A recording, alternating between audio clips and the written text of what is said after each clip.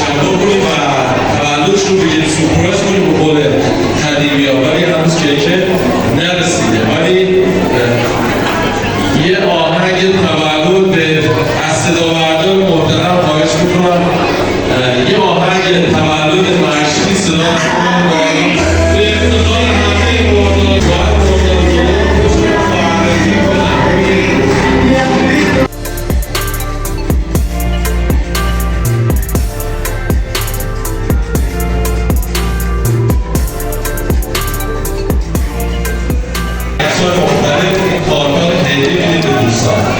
این 200,000 تومان هم میتونن رستوران ما اینجا استفاده کنن، هم از مؤسسه اولیویا خودشون در اینجا هست. شیرش داره، شیره از این عدد 200,000 تومان از خدماتش استفاده کنن. این 200,000 تومان امروزه دیگه هیچی نیست.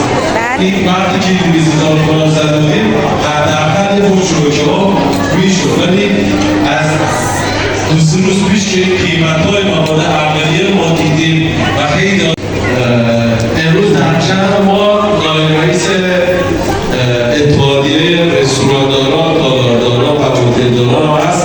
دوستان به ارتفاع آقای مهندس نوری دست محکم بزنید که ایشون همیشه حامی ما بودن.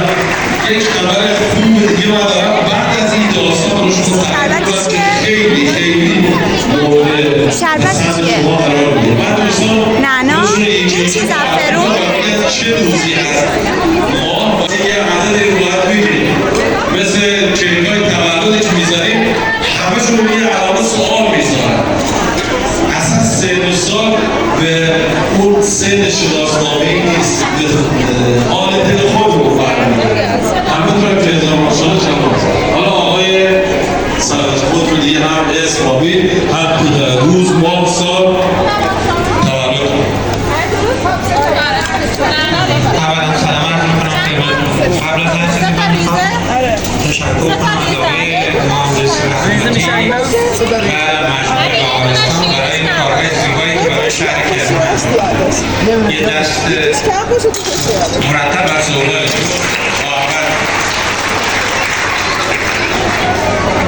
من رضا چلاجل هستم، متولد 23 مرداد 1350.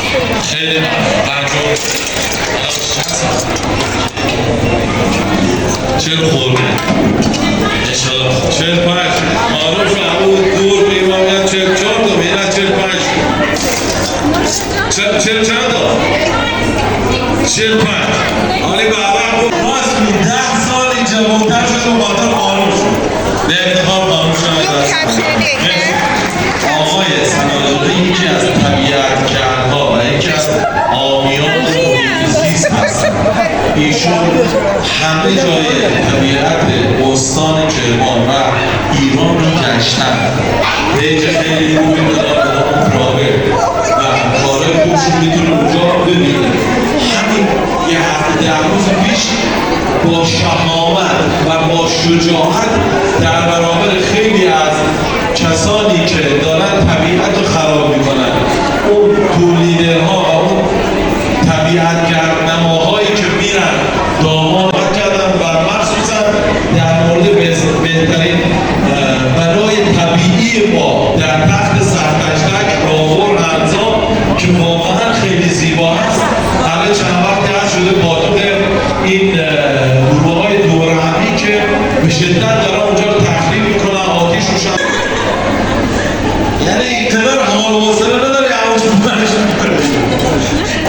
نه جدا اون جلوه اون کمروه، یعنی اصلا رومونه میشه بریم جلوه.